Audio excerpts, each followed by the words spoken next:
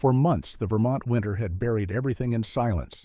Yet one stormy night, a condemned military dog with a scarred face and only one eye was dragged onto an auction floor like broken equipment. When no one would lift a hand, a lone woman in a worn army coat stood up, her voice steady against the sneers.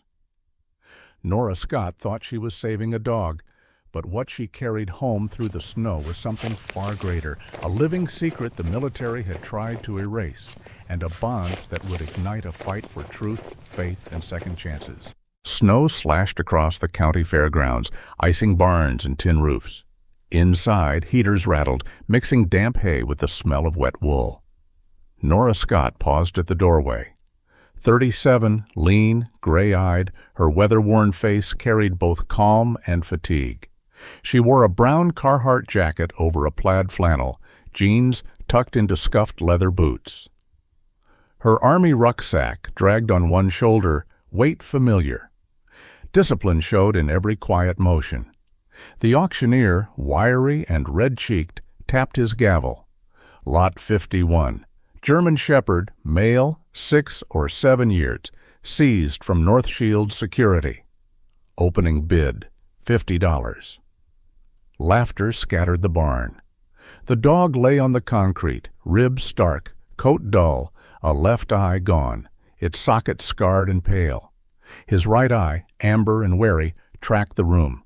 Torn ear, cracked paws, the stiff posture of something worked past its limit. "Not worth a dime," someone muttered. "Damaged goods." Nora's jaw tightened, but she didn't answer. She stepped forward. "I'll take him." Her voice, low and firm, cut through the noise. The gavel dropped quickly. Sold. The clerk, a young woman in a knit cap, hands raw from cold, pushed a clipboard across the table. Nora signed, steady hand, silent gratitude for the clerk's careful eyes. Sheriff Paul Miller stood nearby, a heavy man in his 50s with a neat salt and pepper mustache. His broad frame carried authority tempered by patience. Years of loss had carved lines into his face, yet he treated fear with quiet respect. The dog still hadn't moved. Nora crouched sideways, her posture soft, gaze lowered. "Hey," she murmured, "I won't hurt you." The lunge came without warning, jaws snapping for her throat. Gasps broke out. Nora stayed still, exhaling slow. The dog halted inches away, hot breath on her neck. For a moment their eyes locked, recognition in pain shared. The shepherd eased back. "He doesn't need a muzzle," Nora said evenly. Sheriff Miller's lips tugged at a hidden smile. "Release is out the side door. County rules." She nodded. The clerk handed her a worn leather leash. Nora clipped it gently. "Come on, buddy. Outside. Straw, water, no locks." The dog rose, stiff and uncertain. Together they walked through the murmuring crowd. Outside, snow thickened. Her old blue Ford waited with a crate lined in straw. The dog hesitated, then leapt inside, dignity in tired bones. Sheriff Miller followed. "From around here?"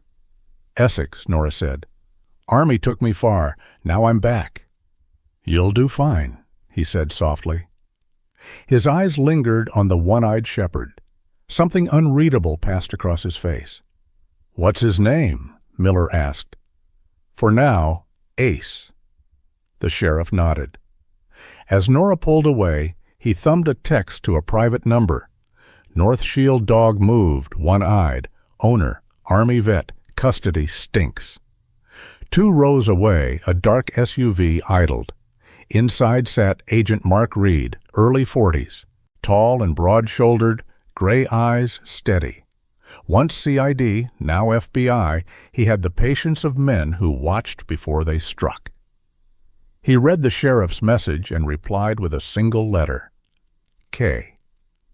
Through the snow, Reed's SUV eased onto the road, keeping distance behind Nora's truck. Ace lay in the crate, amber eye fixed on her. She gripped the wheel tighter, whispering, "We're going to make the next hour boring." The storm thickened, but inside her chest, a rope of belief stretched forward. She drove toward it. The storm quieted by evening, though snow still sifted from the gray sky like flour, shaken through an invisible sieve. Nora Scott's old Ford crunched into her driveway, tires struggling against the ice-crusted path that wound between dark maples and sagging fence posts. The house itself sat small and stubborn at the edge of the Vermont hills. Its roof bowed under snow, its windows dark except for the amber glow of a single lamp she had left burning that morning. She parked near the porch, cutting the engine. For a long moment she sat listening to the tick of cooling metal, the only sound in the great hush. In the truck bed, Ace shifted inside the straw-lined crate. His single amber eye caught the faint light, a sharp gleam in the white dusk. Nora pulled her collar up and opened the door. The cold bit instantly, sharp as broken glass against her cheeks. She moved to the back, lifting the tailgate slowly. "All right, soldier," she murmured, voice steady but quiet. "You're home, at least for now." The dog remained still, heavy frame tucked low, ears flat. The sound of a plow down the road broke the silence, a long scraping roar, followed by the shrill reverse beep of its warning alarm. Ace flinched so hard his entire body slammed against the crate wall. He bared his teeth, a guttural snarl vibrating through his chest. His eye went wild, and Nora saw not the present moment, but the shadow of past barracks, sirens, commands barked over gunfire. She raised her hands, palms open. "It's only a plow," she said softly. "Not mortars, not thunder, just Vermont, doing what Vermont does." But Ace could not be calmed by explanation. He leapt from the crate, landing heavy in the snow, tail rigid, body quivering between fight and flight. His paws tore trenches in the powder, his head whipping as if searching for exits. Nora did not move toward him. She knew better. Claustrophobic fear made animals dangerous. Instead, she stepped back, boots crunching on the packed crust, lowering herself onto the edge of the porch steps. She pulled her coat tighter, then simply sat. The wind stung her ears, but she ignored it. She began to talk. Not commands, not coaxing, only the quiet ramble of a woman describing the world in small, harmless truths. "This porch needs sanding," she said, tapping a gloved finger on the wood. "And the roof leaks by the chimney every spring. I keep meaning to fix it." Her voice was low, carrying just enough to cross the gap without pressure. Ace circled near the fence, hackles raised, his breath steaming in the frigid air. Each time the plow scraped again in the distance, he flinched, but his ears tilted toward Nora's words. She kept going, tone steady. "There's a wood stove inside. Smells like pine sap when it's burning. Not much food in the fridge, but I've got coffee. You'd probably hate it. Dogs never care for bitterness." The words were nonsense, but cadence mattered more than content, time. Stretched. The plow's engine faded into distance. The falling snow softened until flakes seemed to hover. Slowly, Ace's stance eased.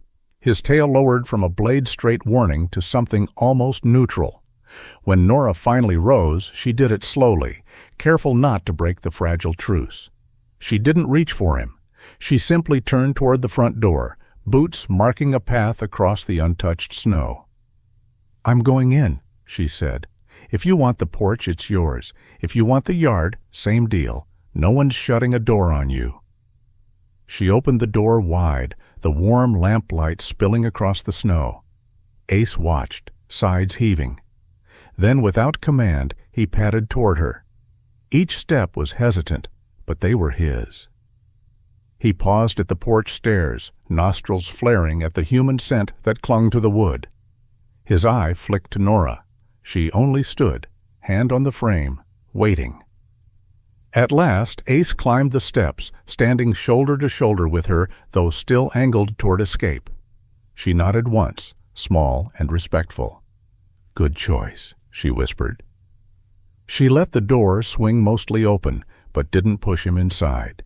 He stayed at the threshold, chest heaving, yet something invisible tethered him to her now. Snow crunched again on the drive, and headlights washed yellow across the white drifts. A battered red pickup rolled to a stop. Behind the wheel sat Hank Dobson, her neighbor from half a mile down the road. He was in his early 60s, squat and square-shouldered, with a round belly that had long ago claimed his beltline.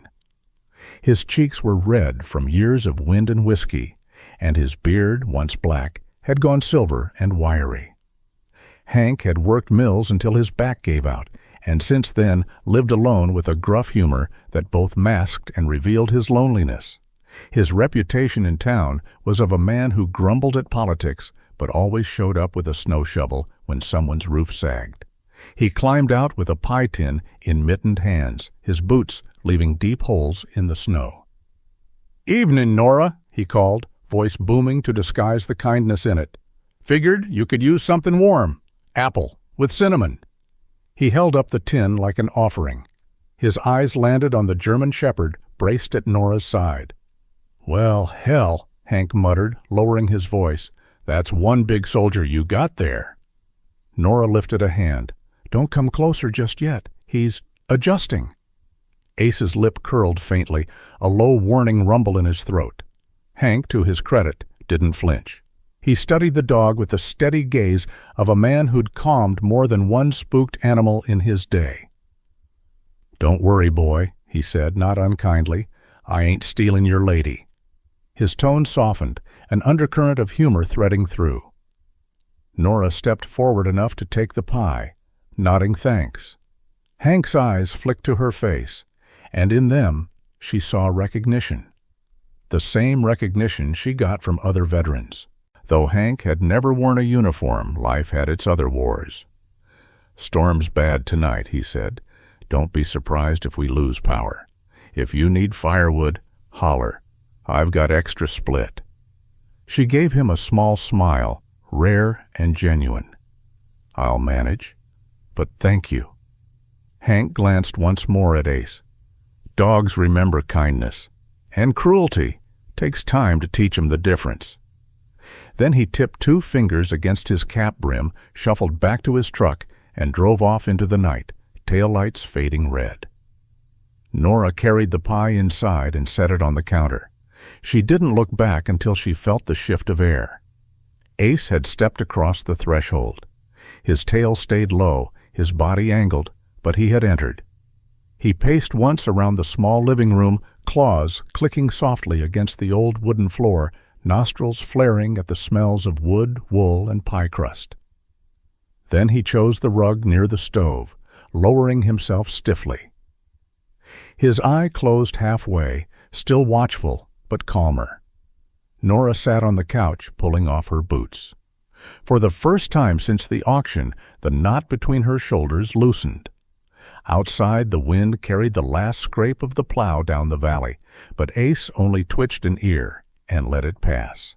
The morning after the storm dawned brittle and bright, sunlight refracting across drifts like shards of glass. Frost clung to the windows of Nora's truck as she drove slowly down the winding county road toward the small veterinary clinic on the edge of town.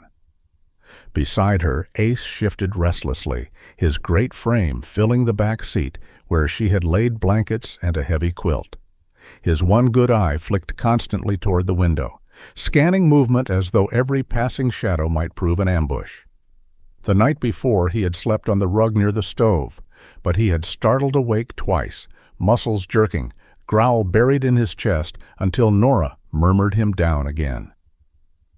She told herself he needed a checkup, but in truth she also needed to understand the scars that stories alone could not explain. The clinic was a converted farmhouse, its white siding weathered, its front steps cleared of snow. A hand-painted sign swung gently. Dr. Amy Green, DVM. Nora parked close and turned off the engine. Ace stiffened immediately, his nostrils flaring at the sterile scent of alcohol and iodine that even snow could not mask. Nora laid her hand on his shoulder, steady. "Easy, Ace, just a check, in and out." He rumbled but allowed her to clip the leash. Inside, warmth and the faint hum of a heater wrapped around them. The waiting room was small, lined with old farm calendars and photographs of rescued animals tacked to corkboard. Behind the desk stood Amy Green herself. She was in her mid-40s, tall and broad-hipped, with curly red hair pulled back by a patterned scarf. Her face carried freckles across pale skin, and her blue eyes were sharp with intelligence, but softened by years of coaxing terrified creatures back to health. Amy's hands, though delicate in appearance, were strong, her nails clipped blunt. She greeted Nora with a smile that was both professional and personal. "You must be Nora Scott," she said. "Sheriff Miller called last night, said you'd be bringing in a new project." Her eyes shifted to Ace, and though her expression sobered, there was no fear, only assessment. "Big boy, and a fighter." Nora nodded. "Ace," she said simply. "We just got him. He won't make it easy." "That's fine," Amy replied, voice steady as she came around the desk. "I've dealt with worse. Let's see what we can learn." The exam room smelled sharper, metal and disinfectant. Ace balked immediately, tail stiff, hackles lifting as the door clicked shut. Nora crouched near him, murmuring, hand on his chest, while Amy prepared a syringe. "Mild sedation," Amy explained. "Short-acting, just enough to let us work without trauma. He'll be awake again in 20 minutes. Nora hesitated, then nodded. Ace growled as the needle slid under his skin, but Nora's steady presence anchored him. His body sagged, movement slowing until he sank onto the padded mat, breath heavy but even. For the first time since she had seen him, at the auction his muscles relaxed fully. Amy pulled on gloves and began examining the scars across his neck. Her fingertips pressed carefully, then stopped at a ridge beneath the fur. "There's something here," she murmured. "Metal." With surgical precision, she cleaned the area and used forceps to work under the skin. Nora leaned closer, heart pounding. A glint of tarnished silver appeared, then a small metal tag was extracted, its edges corroded from years of flesh pressing against it. Amy set it on a tray. Etched into the tag were faded letters. Kilo. Below it, a series of numbers, barely legible. Nora's stomach turned cold. She had seen such tags before, identification markers embedded for training oversight. But this one carried a weight heavier than routine. Amy handed Nora a manila envelope filled with records she had requested from county custody. Inside were fragments of training logs, many lines blacked out with thick ink. A 6-month gap gaped across the pages, as though someone had deliberately erased a chapter of Ace's life. At the top of one log, half obscured but clear enough, was a name: Major Briggs. Nora whispered the name aloud, and the sound felt sour in her mouth. She had heard rumors during her service of Briggs, a man whose training programs blurred the line between discipline and cruelty. He was said to push both dogs and handlers past breaking, chasing results no one else could promise. Most dismissed the whispers as jealous rumor, but here was a tag embedded under scar tissue, tied to a vanished record, and a one-eyed shepherd broken almost beyond trust. Amy met her gaze grimly. Whoever did this didn't want anyone to find it. Before Nora could answer, the door opened quietly. A woman entered, shaking snow from her shoulders. She was in her early 30s, tall and slender, with dark blonde hair falling loose around a face made delicate by pale skin and soft gray eyes. She wore a navy pea coat buttoned to her throat, her gloved hands clutching a sealed envelope. "Sorry to intrude," she said softly, voice carrying exhaustion. "Are you Nora Scott?" Nora stood cautiously. "Yes, and you are?" "Lily West," the woman replied. "Oh, my husband, Lieutenant Tom West, served with dogs under Briggs's command. Before his accident, he sent me letters. Said there were things that didn't add up." She stepped closer, laying the envelope on the counter. He wrote about frequencies, electrodes. He said dogs disappeared after certain trials. I didn't know where else to go. Her voice trembled, but her posture was determined, chin lifted in defiance against grief. Nora studied her. Lily's hands were too thin, nails bitten down, the signs of nights spent awake, worrying. Yet her eyes held a steady courage. Amy gestured her to sit. Nora opened the envelope. Inside were letters in Tom's neat block handwriting, diagrams of circuits, notes on how certain high-frequency devices triggered panic responses in K-9s. One page ended abruptly mid-sentence, the ink smudged. Lily's breath hitched. He died in a training accident 6 months ago. They told me it was equipment failure, but I don't believe it. He wanted me to pass this on if something happened. Nora's throat tightened. She looked from the letters to Ace, sedated but a twitching as if in dreams, and back to Lily. The puzzle pieces felt jagged but close. "Thank you," she said quietly. Amy sealed the tag in a sterile bag. "This is evidence. You need to take it to the sheriff, or beyond." As if on cue, a knock sounded at the door. Sheriff Miller stepped in, stamping snow from his boots. His mustache glistened with melted frost, his eyes sharp beneath his cap. "Heard there might be something," he said simply. Nora handed him the tag and the letters. Miller studied them with a grim set jaw. "Briggs," he muttered, "I should have known." He slipped the items into a heavier evidence pouch. "This goes federal." An hour later, in the quiet of Amy's office, a secure line crackled. Special Agent Mark Reed's measured voice carried through. "We've confirmed receipt. The Bureau will open an extended inquiry. Keep the dog safe. Whatever Briggs covered up, it ties directly to classified programs." Nora closed her eyes briefly, the weight of it pressing down. Beside her, Ace stirred, sedation wearing thin.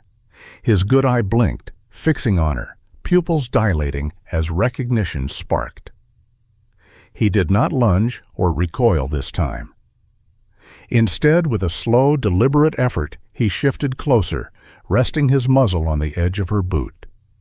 Nora's chest tightened in something like relief. Lily sat across from her, silent tears streaking her pale face, but her voice, when it came, was firm.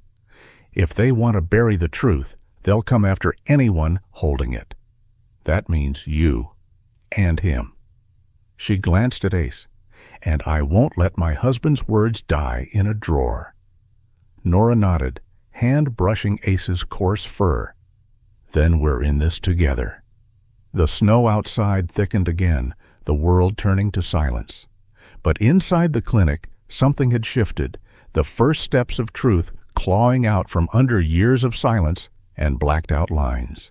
Snow drifted against the porch steps in pale ridges, the kind that hardened overnight into a crust you could walk on. Nora Scott had been splitting kindling behind the shed when Ace growled low in his throat, the sound vibrating through the air like a taut wire. She set down the axe, wiping her gloves on her jacket, and followed his gaze toward the road. A dark SUV rolled up the drive, its tires crunching deliberately slow. 2 men stepped out, both in heavy black coats that fell too neatly, the cut of city tailoring pretending to belong in Vermont snow. The first was tall, narrow-faced, perhaps late 30s, with sharp cheekbones and slicked black hair combed back hard. His mouth curled naturally downward, giving him a permanent expression of distaste. He moved with the stiff confidence of someone who thought money could bend any spine. The second man was heavier, shoulders thick, his jaw squared beneath a week's worth of dark stubble. His nose had been broken once and badly reset. He scanned the property with the practiced eye of muscle for hire, boots crunching wide to keep balance. Ace positioned himself at the porch, his chest squared, one good eye unblinking. His fur bristled, but he did not tremble. Instead, he planted his paws with a soldier's readiness. The men slowed, measuring the animal. "Ms. Scott?" the tall man called, his voice smooth like cold steel. "We understand you've come into possession of government property." He smiled thinly, as if charm could erase threat. "We're here to offer a solution." Nora straightened, her pulse a steady drum, but her face composed. "What kind of solution?" The man spread his hands, palms outward, a gesture rehearsed in boardrooms. "The dog is dangerous, unstable. He was meant to be retired permanently. My client is prepared to offer compensation, substantial, for his safe return." Nora stepped onto the porch, standing shoulder to shoulder with Ace. Her shadow fell long in the afternoon snow. "He's not property," she said. The second man smirked, eyes never leaving Ace. "Everything's property if you know the right ledger." His hand brushed the inside of his coat, where a bulge betrayed a concealed weapon. Ace's growl deepened, a rolling thunder that rattled the porch boards. He moved half a step forward, muscles taut, not a trace of fear. The men paused, recognizing the stance of a trained dog who would not hesitate. Before the silence could crack, another engine hummed up the drive. A gray Jeep pulled in behind the SUV, tires hissing across slush. Mark Reed climbed out, tall and deliberate, his parka zipped against the cold, his eyes sharp and unreadable. He carried himself with the calm authority of someone who expected compliance. "Gentlemen," Reed said evenly, holding up a leather badge case that caught the pale light, "this conversation ends now. Federal jurisdiction applies." The tall man's smile thinned further. "Agent Reed, we weren't aware this fell under Bureau concern." "You are now," Reed replied. His voice carried no heat, only iron. "Get back in your vehicle." For a long moment, tension crackled between the four humans and the single dog. Ace did not move except to shift his stance subtly in front of Nora, the living embodiment of defiance. At last, the men exchanged glances. The tall one tipped his head in a gesture half apology, half threat. "Offers expire, Ms. Scott. Think carefully." Then they turned, boots crunching, and drove away, black SUV vanishing into snow-laden pines. Reed waited until the sound faded before turning back. "You've attracted their attention faster than I expected," he said. His gaze flicked to Ace. "He won't scare easy. That's good. We'll need him." Nora folded her arms, jaw tight. "They'll be back." Reed nodded. "And stronger. That's why I'm here officially. We want you to cooperate with our investigation. You and Ace." Inside, by the warmth of the stove, Reed laid out a folder. His voice carried the weight of measured disclosure. "Briggs is orchestrating a public demonstration in New Hampshire. He's showcasing his enhanced training methods to military contractors and foreign buyers. Our intelligence suggests he'll use prototypes, frequency-based devices like those mentioned in Lieutenant West's letters. We need to shut it down and seize the data before it disappears." Nora scanned the folder. The documents included photographs of a sprawling compound, diagrams of kennels, and a guest list peppered with names she half recognized from headlines. Her throat tightened. "And you want me there?" Reed leaned forward, elbows on his knees. "We'll issue you a Bureau guest pass undercover as a civilian consultant. Your role is simple. Observe, confirm the presence of devices, and signal us when you do. Once we have visual evidence, we'll seal the facility. Ace's presence will help validate what we find.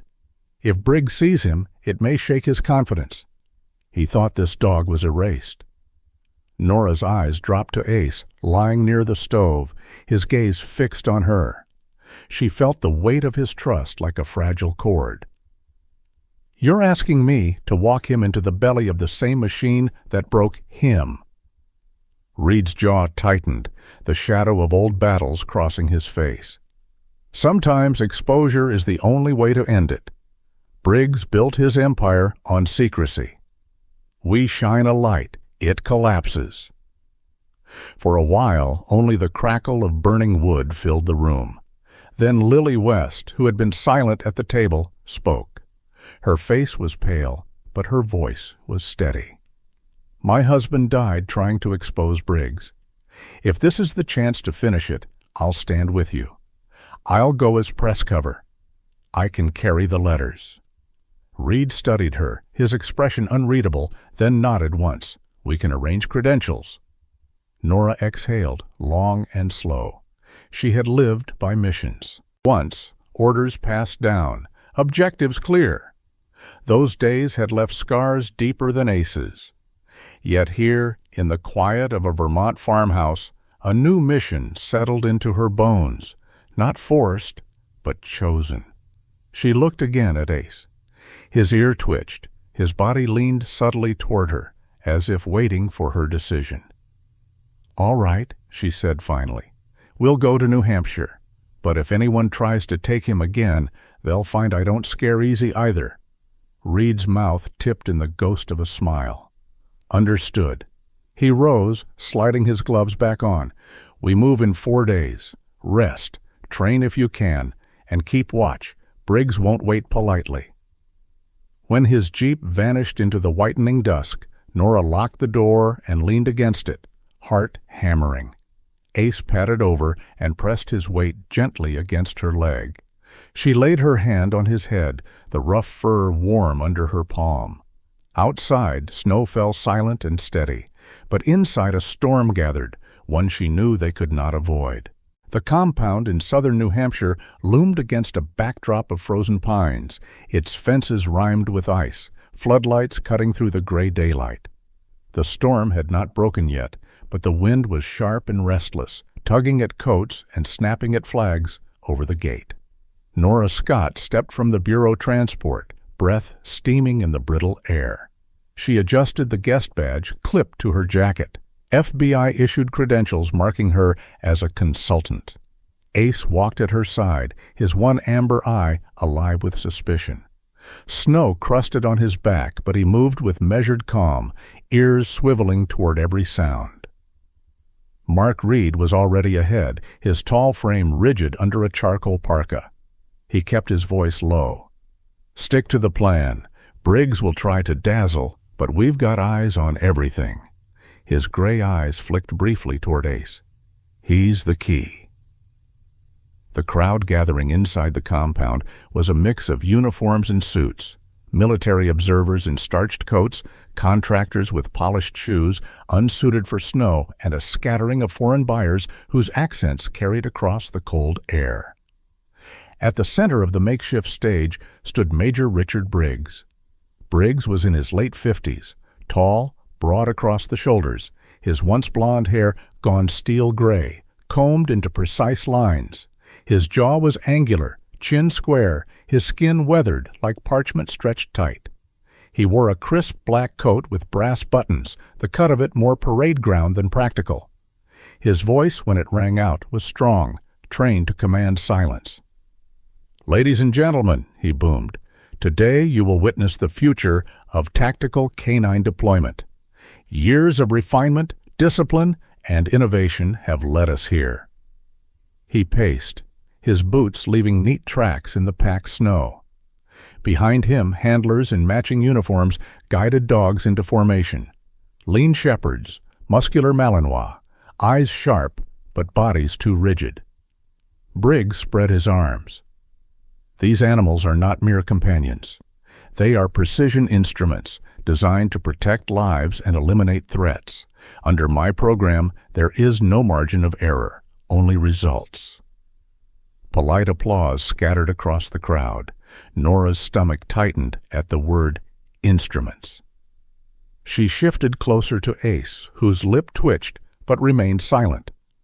Lily West stood a little behind, dressed in the subdued charcoal coat of a journalist.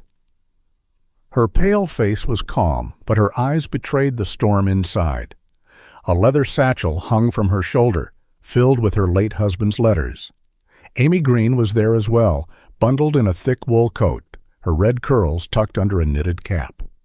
She clutched a folder of medical charts, her jaw clenched. Reed gave the signal. Nora stepped forward with Lily and Amy. Briggs paused on stage as if irritated by the interruption. "Is there a question?" His voice dripped impatience. Amy lifted her folder. "Yes, Major, a question of ethics and proof." She opened the file. Pages, trembling slightly in the wind. "These medical records show dogs from your program with injuries consistent with deliberate overuse of electrostimulation. Here, scar tissue along the cervical spine, consistent with electrodes left in too long. Repeated trauma. And here, heart arrhythmia following excessive frequency exposure." Murmurs rippled through the crowd. A general in a long coat leaned to confer with another officer. Briggs's jaw hardened. "Fabrications," he snapped. "Unfounded claims by a civilian vet." Lily stepped forward, her voice clear, gray eyes burning. "Then what about these?" She held up Tom's letters, the ink faded, but words unmistakable. "My husband died under your watch. He wrote of frequencies, electrodes, and dogs who disappeared. These were his words, not mine. You silenced him with an accident. You won't silence this." The crowd shifted again, unease growing. Briggs's composure cracked slightly. "Emotional appeals," he sneered. "Hardly evidence." Nora unzipped her coat, pulling out the sealed bag holding the metal tag. The dull silver glinted against the gray light. "Then explain this," she said. "Recovered from the flesh of a retired dog, embedded under scar tissue, marked with the codename Kilo, a living record you thought erased." She lowered the bag. "And he's standing right here." At her side, Ace stepped forward, ears alert, his stance calm but commanding. Briggs's eyes widened just slightly before narrowing. "That animal was deemed unstable." "Instability isn't what I see," Reed cut in, his voice ringing. "Watch closely." He signaled to a technician standing near a crate of equipment. The device Briggs had intended for his demonstration, a compact ultrasonic emitter, was activated, releasing a frequency designed to disrupt and overwhelm trained canines. The dogs behind Briggs whined, their formation breaking, ears pinned, one collapsing onto the snow. Gasps rippled through the crowd. Ace's muscles stiffened, ears twitching.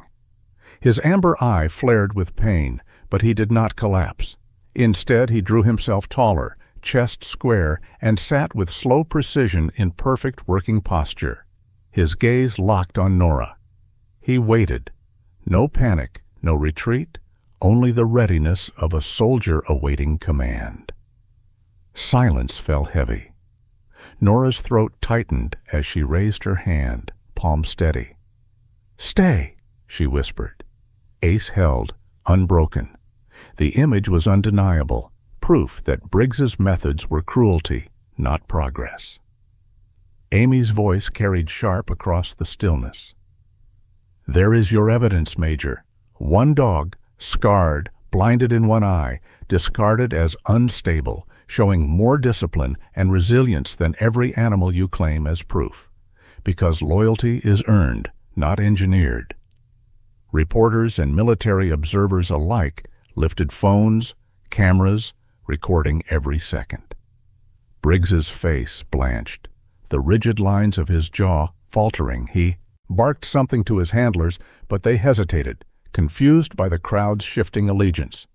Reed raised his badge high. "This facility is under federal seizure. Stand down, effective immediately." FBI agents, previously mingling in plain clothes, stepped forward, weapons drawn but low. Uniformed military police moved in tandem. Briggs backed toward the edge of the stage, bluster cracking into desperation. "This is political theater," he shouted. "You don't understand the threats we face." "Threats don't excuse torture," Reed replied flatly. "You're coming with us." Ace remained still at Nora's side, his breath steady, his eye never leaving her. She laid a hand on his head, pride and sorrow mingling. As agents sealed equipment and led handlers away, Briggs was placed in cuffs, his voice still rising in protest. The snow picked up again, fine flakes swirling through floodlights, settling on his shoulders like ash. Nora exhaled, her breath clouding in the cold. The mission was not finished. Briggs would talk or fight the charges, but a wall had cracked. The silence surrounding those lost dogs had been broken. The night after the demonstration settled bitter and restless. Snow flurried over the New Hampshire compound, flakes swirling like ash as floodlights glared down on the fenced perimeter. FBI agents still moved briskly through the site, sealing evidence crates, cataloging Briggs's devices, while military police escorted handlers to waiting transports. Nora Scott stood by the truck where Ace rested, her hand brushing the coarse fur along his neck. He had borne the day's ordeal with soldier's steel, yet she could feel the tremor in his chest, the exhaustion buried beneath his calm. Mark Reed approached, his tall figure cutting a shadow across the snow. His expression was unreadable, but his gray eyes carried both vigilance and weight. "We've locked down the main training field," he told her, "but the satellite barns are still being processed. Some equipment was left unsecured." His tone hinted at unease, though he said nothing more. Nora nodded, her gaze following Ace as he shifted, nose raised, one good eye scanning the compound's dark edges. The warning came minutes later. A junior agent sprinted from the far end of the grounds, his breath bursting white. "Fire! West barn! Ignition inside!" Alarms wailed. Beyond the floodlights, smoke thickened quickly, curling into the icy night sky. Nora's stomach dropped. The west barn was one of the older satellite structures, its walls timber, dry, and brittle. If flames had started inside, the structure would collapse in minutes. Engines roared as the local volunteer fire department arrived, their trucks clattering across the icy ground. Fire Chief Daniel Harker leapt down first. He was in his late 40s, built broad and thick, with a shaved head and a salt-gray goatee that framed a square jaw. His turnout gear was patched but serviceable, his eyes sharp from years of charging into walls of heat. He barked orders with a voice hoarse from smoke and coffee. "Get the lines to the south wall. Vent the roof if you can." Nora pushed forward. "Anyone inside?" Harker's gaze flicked toward her, then to the FBI men scrambling with radios. "2 animals still reported sedated in holding pens," he said grimly. "We've got 10 minutes. Tops. Roof's gonna go." The words slammed into Nora like ice water. 2 dogs, left behind, helpless. She turned to Ace. His body was rigid, ears pinned, eyes locked on the rolling smoke. He knew. "Gear me up," Nora said quickly. Reed stepped forward. "Scott, I've done worse." She cut him off. "Harness him. He can find them faster than any of us in that smoke." Reed hesitated, then snapped to an aide. Within moments, Nora had clipped a heavy-duty harness over Ace's shoulders. The straps crossed his chest snugly, attached to a long rescue line. Ace stood solid, tail stiff, his breath quick but controlled. His amber eye blazed with determination, not fear. They moved toward the barn as flames licked higher, popping timber with sharp cracks. Smoke rolled out of the eaves, acrid and hot even against the winter cold. Harker swore under his breath, but nodded. 5 minutes inside, then I pull you out by force if I have to." Nora crouched at Ace's side. "Find them," she whispered, steady and low. "Find our friends." The shepherd lunged forward, nose to the ground, and led her through the choking smoke. Inside was hell. Flames hissed and roared, throwing heat in waves, walls creaking under strain. Visibility was almost zero. Nora wrapped a wet cloth over her mouth, crouching low as she followed the taut line of the harness. Ace pulled hard, weaving past falling embers, ignoring the roar above. They reached the back pens. 2 shepherds lay slumped inside, sides rising faintly, muzzles slack from sedation. Ace barked once, urgent, then pawed at the gate. Nora threw her shoulder against the latch. It held. Heat scorched her cheeks. She fumbled for a crowbar left by firefighters near the door and smashed it against the hinge. The wood splintered. She shoved the gate wide. Ace surged forward, pressing his bulk against the pen's inner wall until rotten planks cracked outward. With one last heave, he forced an opening large enough for the two sedated dogs to stumble through. Nora grabbed their collars, dragging them toward the entry. Smoke thickened, flames snapping above like a whip. Ace coughed, a ragged, harsh sound, and staggered but did not stop. His fur singed at the edges, eyes watering, lungs struggling. Still he pushed at the flanks of the weaker dogs, herding them forward. Together they broke into the night air just as a section of roof collapsed in a shriek of sparks behind them. Firefighters swarmed, dousing the flames, pulling the half-conscious dogs onto sleds. Nora fell to her knees in the snow, coughing into her sleeve. Ace dropped heavily beside her, sides heaving, his muzzle darkened with soot. He wheezed once, then rested his head against her thigh. She stroked him with shaking hands. "You did it," she whispered, voice cracked. "You saved them." Paramedics rushed in, lifting the rescued dogs onto stretchers. One young EMT, pale with freckles and nervous hands, knelt beside Ace. "Smoke inhalation, mild burns," he assessed quickly. "We'll get him to the clinic." Nora nodded, refusing to let go of the harness until the stretcher was ready. Hours later, in the quiet of a veterinary hospital, Ace lay on a padded mat with IV fluids dripping steadily into his foreleg. His fur was singed at the chest and flanks, but the burns were superficial. His breathing steadied with oxygen, though each rise of his chest was still heavy. Nora sat beside him, exhaustion pulling at her shoulders, but her hand never leaving his. Mark Reed entered softly, carrying a file. His expression was grave. He placed the folder on the table beside her. "This came from the Bureau archives," he said. "We pulled the unredacted version." Nora opened it, eyes scanning the black-typed lines. It was Ace's record, marked Kylo. Training schedules, operational deployments, field evaluations. Her throat tightened as she read one entry. Subject refused termination order on civilian target. Instead, extracted injured non-combatant from blast site. Handler filed complaint. Major Briggs marked subject as defective. Nora closed her eyes, hand tightening on Ace's paw. The truth was bitter and clear. Briggs had wanted obedience without conscience. Ace had chosen humanity. That choice had marked him a threat to the system. Reed's voice was low. "He saved lives. That's why they tried to erase him. He broke their model. But he's proof the spirit of a soldier can't be engineered out." Nora stroked Ace's head gently. His eye fluttered open, catching hers.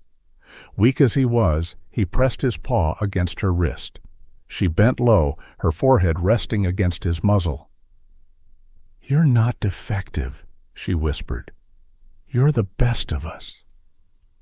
The machines hummed softly, snow fell against the clinic windows, and the fire's echo lingered in Nora's mind. But through the haze of exhaustion, she knew something unshakable. Ace's survival was more than resistance.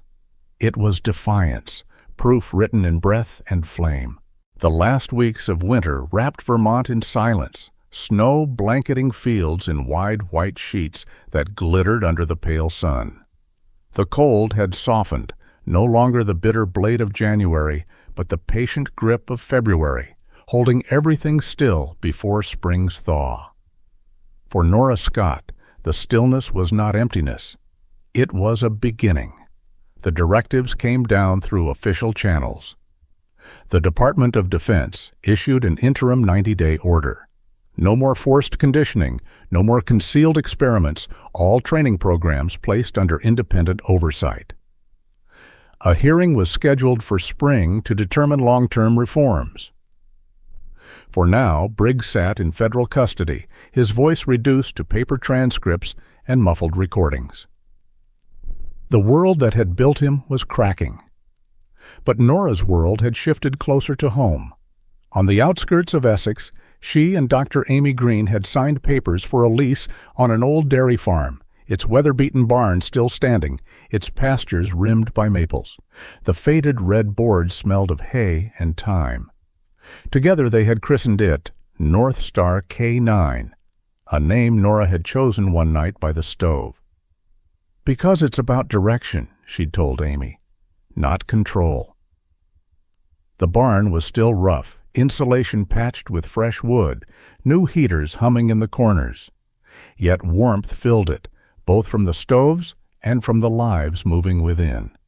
A handful of rescued dogs padded across the straw-lined floor, an elderly Labrador with clouded eyes, a wiry terrier missing half a tail, and 2 younger shepherds saved from the New Hampshire fire, now healthy enough to wag. Amy kept meticulous charts pinned to a board, medical notes written in her firm hand. She walked through the barn daily, red curls tucked under her knit cap, coat pockets bulging with treats and thermometers. Her calm steadiness turned the barn into sanctuary. Ace had found his place, too. His burns were healing, the fur across his flank still singed but regrowing in uneven patches. He carried himself differently now, still alert, still a soldier in stance, but with a loosened edge around Nora, a quiet acceptance. To the newcomers, he was silent teacher. When the plow came down the road, its backup alarm beeping in shrill rhythm, the younger dog startled, ears flat. Ace did not growl, did not tremble. He simply walked to Nora's side, sat heavily, and pressed his head against her thigh. That single act spoke louder than commands. Here is safety. Follow this cue. Slowly the others learned. The barn filled with calmer silence. Lily West became a frequent visitor. Her tall figure in long coats, her gray eyes softened by grief but steadied by resolve. She arrived with coffee and sometimes with files. She had spoken at town meetings, read Tom's letters aloud to anyone willing to listen. At North Star, she knelt among the dogs, letting them lean against her, her pale hands smoothing rough fur. "I can't bring him back," she whispered once to Nora, "but this feels like carrying his work forward." Mark Reed came often too, though his role was more watchful. He remained the same composed figure, his jawline set, his eyes carrying stories never told. But there was warmth hidden beneath, shown in small ways. Stacking hay bales without being asked, or bringing Ace new harness gear tested by Bureau standards. He never lingered long, yet his presence reminded them the Bureau still cared, still guarded. On one evening when the sky burned rose above the snow, Reed leaned against the barn post, watching Ace lie among the younger dogs. "You realize he's changed doctrine," he said quietly. "The hearings this spring, they'll use him as evidence of what conscience means. He's not just a survivor. He's precedent." Nora stood with arms folded, her breath a pale cloud. "Then let them see him for what he is. Not property, not experiment. Just a soldier who chose right when ordered wrong." She glanced toward Ace, who lifted his head as if he had heard. The barn grew warmer with each passing week. Local farmers donated straw. Townsfolk stopped by with sacks of kibble, and Hank Dobson drove up in his red truck, Belly leading the way, bearing pies and gruff humor. "Barn smells better than my kitchen," he grumbled, though his eyes softened as Ace pressed against his leg. One night, Amy strung up a line of old lanterns along the rafters. Their glow lit the straw floor in golden arcs, making the dogs' coats shimmer as they settled for sleep. Nora sat on a hay bale, tired but filled with something she had not known in years, peace that did not feel borrowed. Ace shifted to her side, his head lowering into her lap. His amber eye closed slowly, trust plain. Nora stroked the scar above his missing eye, a gesture both tender and resolute. Around them the barn breathed with soft sighs and the rustle of paws. Outside, the North Star itself shone faintly above the ridge, a pinprick guiding light. Reform was only beginning, hearings yet to come, policies to fight for. But here, in the depth of winter, with lanterns glowing and dogs sleeping safe, Nora understood direction mattered more than distance. They were no longer lost. Sometimes, in the quiet of winter nights, miracles do not arrive with thunder or light from the heavens. They come in the steady breath of a broken dog learning to trust again, in the patience of a soldier who refuses to give up, and in the warmth of a barn lantern guiding the lost home. Perhaps it is not chance at all, but God's gentle hand reminding us that healing is always possible, no matter how deep the scars. In our own daily lives, we may face loneliness, fear, or wounds no one else can see. But just like Ace and Nora, we can discover that faith, compassion, and second chances are stronger than pain. And if we listen closely, we may hear that still small voice, the North Star of the soul, pointing us back toward love, forgiveness, and hope. So, if this story touched your heart, share it with a friend who needs encouragement. Leave a comment with your thoughts, and don't forget to subscribe so you won't miss the next story of courage and redemption. And may the Lord bless you and keep you as He blesses all who open their hearts to healing.